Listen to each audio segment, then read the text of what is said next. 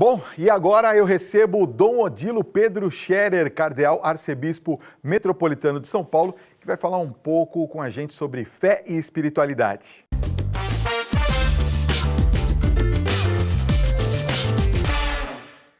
Começando o nosso programa desta noite, neste tema de espiritualidade, já que estamos na Sexta da Paixão, o Tribuna Independente recebe o cardeal arcebispo metropolitano de São Paulo, Dom Odilo Pedro Scherer. Boa noite, Dom Odilo, sua bênção. Boa noite, Deus abençoe. Boa noite a todos os que nos acompanham pela Rede Vida nesta Sexta-feira Santa, momento alto do nosso Tríduo Pascal.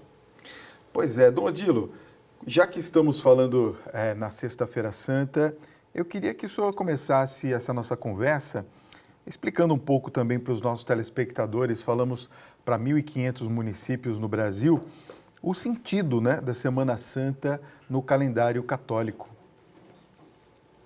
A Semana Santa, conhecida pelo povo também como Semana Maior, de fato é a Semana Maior do ano litúrgico, de todas as celebrações da nossa igreja.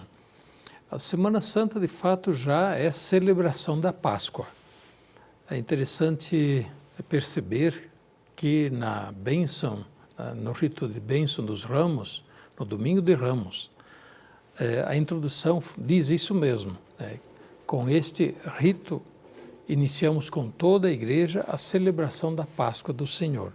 A Páscoa deste ano. Então, a Páscoa não é só o domingo de Páscoa.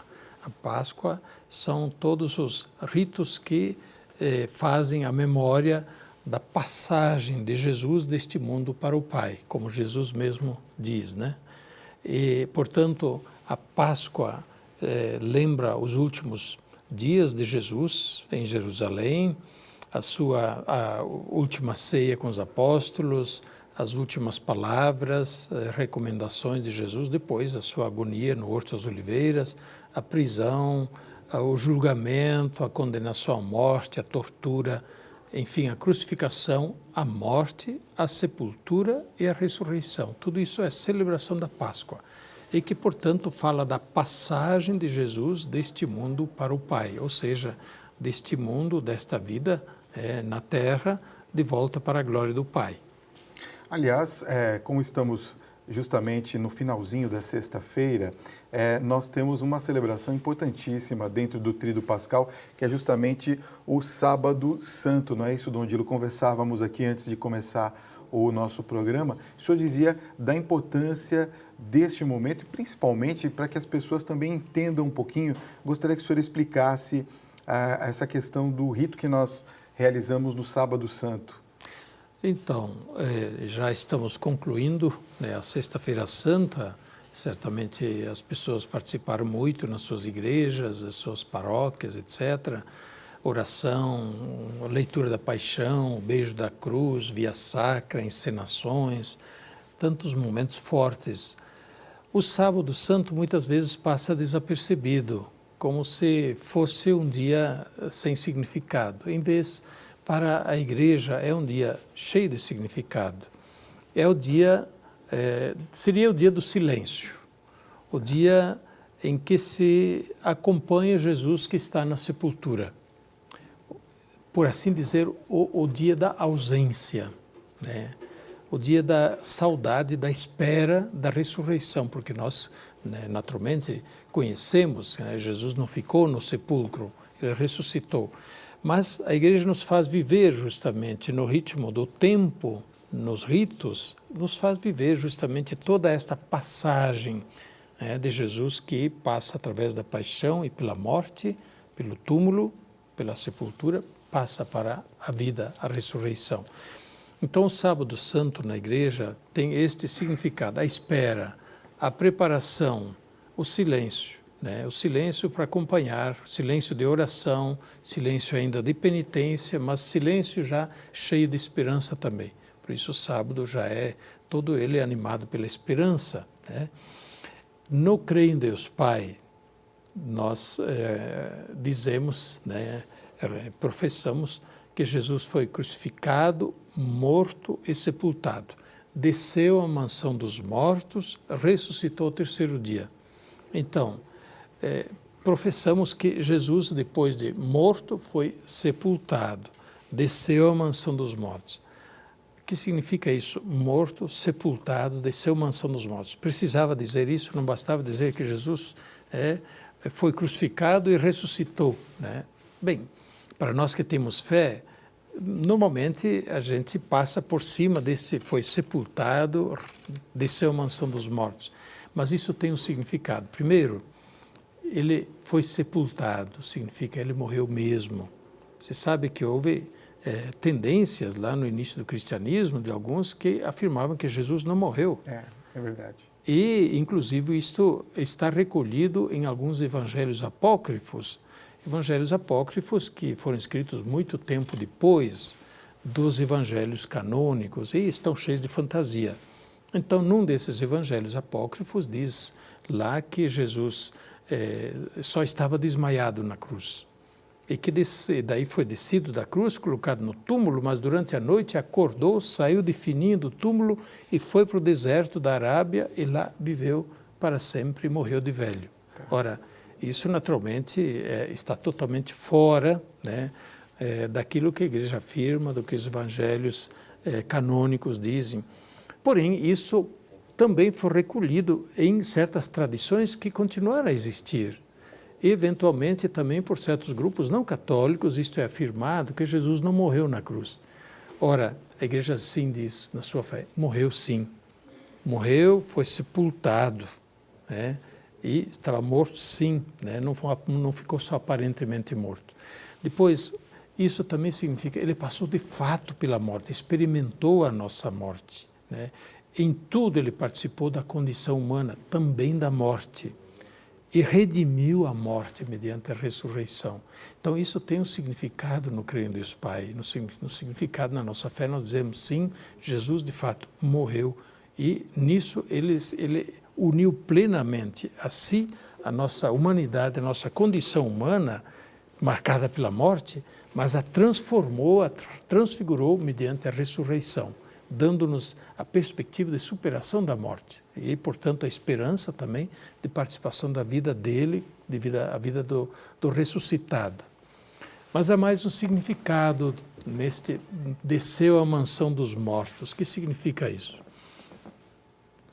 O desceu à mansão dos mortos vem de uma imagem mítica de que o inferno é lá embaixo. A própria palavra inferno significa os lugares inferiores, infera, os lugares inferiores, é o lugar, portanto, a morada do demônio, dos condenados, da condenação de onde não se sai, da morte eterna, em outras palavras, né?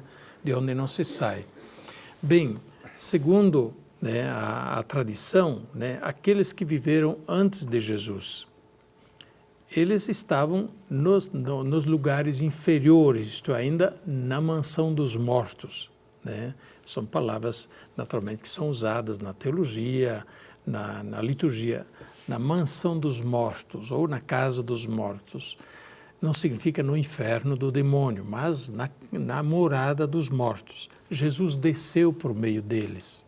Ele mesmo, morto, foi ao encontro dos mortos, que tinham já falecido antes dele e que esperavam a redenção, esperavam ser chamados novamente à vida conforme aquilo que Deus tinha prometido, pois Jesus, indo ao encontro dos mortos, ele mesmo que tinha falecido, foi tirá-los da mansão dos mortos para que eles também participassem da vida nova, da ressurreição. Se nós lemos o Evangelho de São Mateus, no seu Evangelho, narra que quando Jesus morreu, houve sinais, né, terremoto, houve trevas, houve raios, relâmpagos, trovões, os túmulos se abriram e mortos ressuscitaram e foram vistos na cidade. Está lá no Evangelho de São Mateus. Ora, exatamente se relaciona com isso. Jesus desce ao encontro dos falecidos que antes de Cristo, antes dele, já viveram e esperaram a redenção. E lhes leva a boa mensagem, a boa nova da vida, da ressurreição. Isso é muito bonito e é interessante justamente nós lembrarmos isto no Sábado Santo. Por isso, nós poderíamos muito bem, no Sábado Santo, amanhã, também lembrar os nossos falecidos todos, rezar pelos falecidos, pedir que Deus dê aos falecidos a participação na vida, na ressurreição. Aliás, é por isso que na sexta-feira, Dom Dilo, não temos a celebração da Eucaristia no sentido da missa, né? Não há a consagração. Agora, no sábado, nós temos também o rito da bênção do fogo e da água, e tem algumas paróquias que têm até os batizados, né? São pessoas preparadas que são batizadas nesse dia. É muito em função disso que o senhor disse, né? Quer dizer, tem esse significado do nascimento de uma vida nova, não é? Sim. Na Sexta-feira Santa, nós não celebramos a Eucaristia, se faz a comemoração da morte de Jesus na cruz, né? Da paixão de Jesus e de sua morte. Tá. No sábado, de fato, nós também não celebramos, só na vigília, que já é vigília do domingo da ressurreição. Então, a missa celebrada no Sábado Santo, de fato, não é missa do sábado, é missa da ressurreição. Já da vigília, não é? Já é missa da ressurreição, Okay. né? Então, na sexta-feira e no sábado não se celebra a missa. No sábado, celebra-se no final do dia, mas já na noite, né? Normalmente deveria ser durante a noite, né? E não tem muito significado celebrar a vigília pascal com o sol alto. Às vezes se faz isso. Infelizmente, as condições às vezes obrigam a celebrar mais cedo, mas não seria bom. A liturgia recomenda celebrar depois que já escureceu. E, portanto, celebrando a vigília pascal no Sábado Santo à noite, isso já faz parte do domingo da ressurreição. É a vigília da ressurreição e a própria missa do Sábado Santo à noite já é missa da ressurreição, missa da Páscoa. Claro, nós temos no Sábado Santo, então, a longa vigília pascal, que é composta de vários momentos. Começa com a bênção do fogo novo, da luz que se acende. Isso, naturalmente, não é benzer o fogo pelo fogo, mas o simbolismo da luz, porque no fogo novo significa a luz nova que Deus faz brilhar no mundo. É esse o simbolismo da bênção do fogo. E quem é essa luz nova? É Cristo ressuscitado. Tanto assim que no fogo que é abençoado fora da igreja, se acende o Círio Pascal. E o Círio Pascal já é a imagem, o símbolo de Jesus, luz ressuscitado. Jesus que é a luz nova, que é a bênção da luz nova que brilha no mundo. E depois então desse rito todo em torno da luz, do Círio Pascal, aí vem a liturgia da palavra. A vigília é feita de muito anúncio da palavra de Deus. Leituras do Antigo Testamento, salmos, que narram os grandes momentos da história da salvação. Depois vem as leituras do Novo Testamento, que já se referem à vida nova do batismo, o anúncio da ressurreição de Jesus. O Evangelho já é da ressurreição de Jesus. Depois, naturalmente, da homilia, aí vem a liturgia da água e do batismo. A bênção da água nova, água batismal. E se houver batizados, também se fazem os batizados, então, na noite do Sábado Santo. E isso tem um significado muito próprio, né? O batismo é participação na vida nova de Jesus ressuscitado. E se não há batizados, ou mesmo tendo batizados, todos os presentes fazem a renovação das promessas do batismo, recordando as próprias promessas do batismo e manifestando a disposição de reassumir de forma nova a vida dos cristãos. E são também aspergidos com a água do batismo. E, finalmente, a celebração da Eucaristia com a comunhão. Portanto, a vigília pascal é muito bonita. Ela é, como diz, né, a liturgia, é a mãe de todas as vigílias, né? Ao longo do ano temos várias vigílias litúrgicas, né? Também Pentecostes, Natal, mas a vigília da Páscoa é a mãe de todas as vigílias e é pena que ainda não é muito apreciada, muito reconhecida. O povo católico talvez precisa redescobrir ou descobrir melhor o belo significado e a beleza da vigília pascal. É verdade. Não, mas eu tenho certeza que muitos que estão nos acompanhando nessa noite aqui já ficaram com vontade, pelo menos, de rever essa liturgia de uma maneira especial, quem sabe aí na sua comunidade, na sua paróquia. Dom Odilo, eu queria também tratar contigo nessa noite a questão que nós sabemos que todos os anos a comunidade internacional é motivada a colaborar com a manutenção da Terra Santa. Por que isso acontece, Dom Odilo? Então, hoje, na Sexta-feira Santa, houve em todas as igrejas, durante a celebração da Paixão, a coleta em favor dos lugares santos. O que significa isso? Os lugares santos entendem-se os lugares bíblicos, e, portanto, Israel, a Palestina, mas também a Síria, o Líbano, a Jordânia, mesmo o Iraque, a Turquia, o Egito, a Etiópia, são lugares santos, assim ditos porque são os lugares bíblicos. Tem a ver com a história da nossa salvação, a história da nossa fé, lá que viveram os patriarcas, lá que viveu o povo eleito, né, do Antigo Testamento, lá que viveu Jesus. Jesus foi crucificado, ressuscitado, lá é que nasceu a igreja. Hoje, a situação dos cristãos que vivem nesses países, lugares bíblicos, está muito difícil. Primeiramente, são poucos cristãos que lá restam. Ao longo da história, houve muitas dificuldades. Em geral, essas são regiões muçulmanas, de maioria absoluta muçulmana. O Estado de Israel, naturalmente, hoje tem maioria judaica, mas os cristãos também hoje são poucos, uma vez já eram bem mais. E as circunstâncias são tais que os cristãos lá não conseguem sobreviver sem a nossa ajuda. E seria uma pena se eles fossem embora de lá, como estão indo, emigrassem por força, ou perseguidos, ou martirizados. Então, o que a igreja está pedindo com a coleta de hoje, Sexta-feira Santa, que todos nós façamos um gesto de solidariedade, de fraternidade. E com o que se recolhe em todo o mundo, a Santa Sé, através da Congregação para as Igrejas Orientais e através do Comissariado da Terra Santa dos franciscanos, leva essa ajuda lá para as paróquias, os mosteiros, os conventos, as escolas das paróquias, né? E para 1000 iniciativas, né?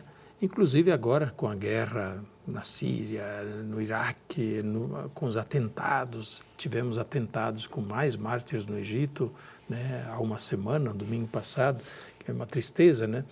Tanto mais é necessário ajudar para que os cristãos possam continuar lá, a manifestar e a testemunhar a sua fé. Então, este é o sentido da coleta, da doação que hoje nós fizemos e espero que todos tenham feito, senão ainda dá para fazer, né? Alguém pode ainda pensar, puxa, eu acho que eu precisaria ter feito a minha doação também. Pode ir lá na paróquia e dizer, olha, isso aqui para os lugares santos. Pode colocar, por favor, na coleta da Sexta-feira Santa.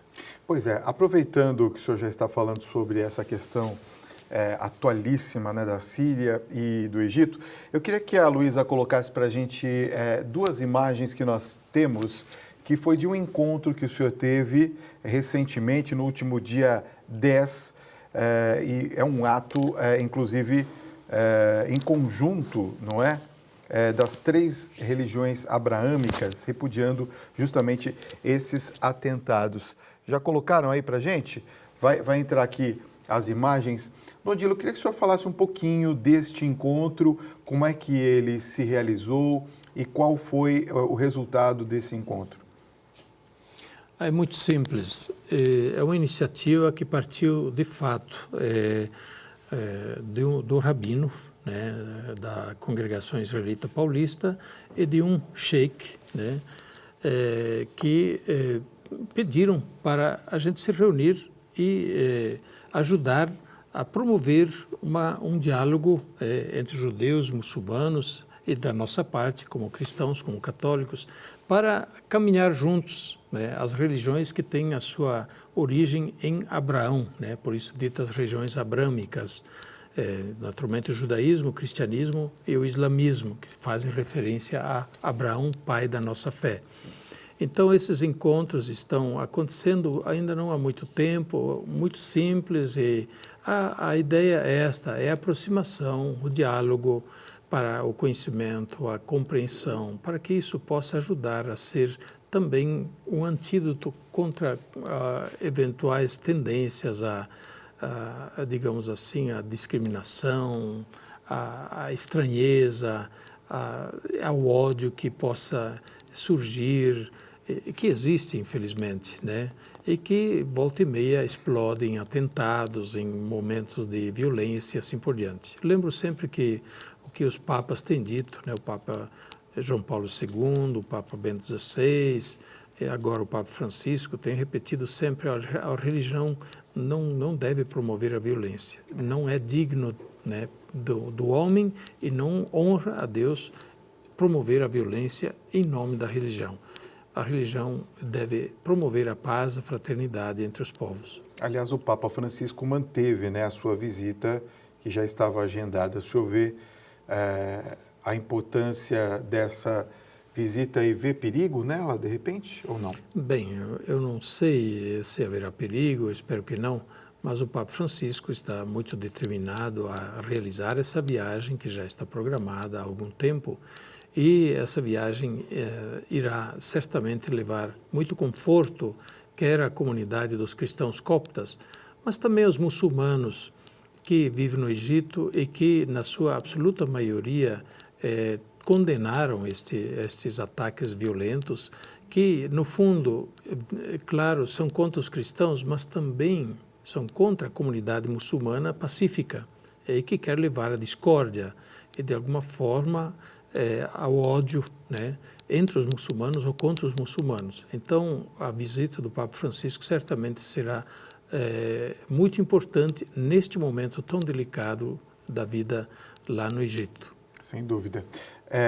Claro, a gente não pode deixar que o senhor venha aqui à nossa Casa do Tribuna sem pedir que o senhor dê uma bênção e que também nos dirija alguma mensagem especial para esse momento que vamos celebrar em breve, que é a Páscoa, né? E já agradecendo de coração a sua presença aqui na Casa do Tribuna e deixar as portas abertas para que o senhor venha outras vezes e não demore tanto tempo assim para nos encontrarmos, porque é sempre muito bom conversar com o senhor, viu, Dom Odilo? Pois não, fica à disposição, sempre que desejarem a gente pode voltar aqui, sem dúvida. Mas eu gostaria de dizer uma palavrinha sobre a Páscoa que nós estamos celebrando, né? Não é que vamos celebrar, já estamos celebrando, né? Desde o Domingo de Ramos, né? Porém, a Páscoa da Ressurreição é no domingo agora da Ressurreição. Então, vivamos bem esses dias que são dias de graça, dias de salvação, né? São dias de Deus para nós. E no domingo da Páscoa, inclusive, a liturgia proclama: este é o dia que o Senhor fez para nós. Alegremos-nos e nele exultemos. Então, amanhã, Sábado Santo, é a ocasião de a gente viver justamente um dia de serenidade, de reflexão, de oração. É ainda dia de penitência. Quem não fez a confissão, é tempo ainda de fazer, para fazer uma boa confissão pascal, se reconciliar com Deus, receber o perdão sacramental e participar da Vigília Pascal, né?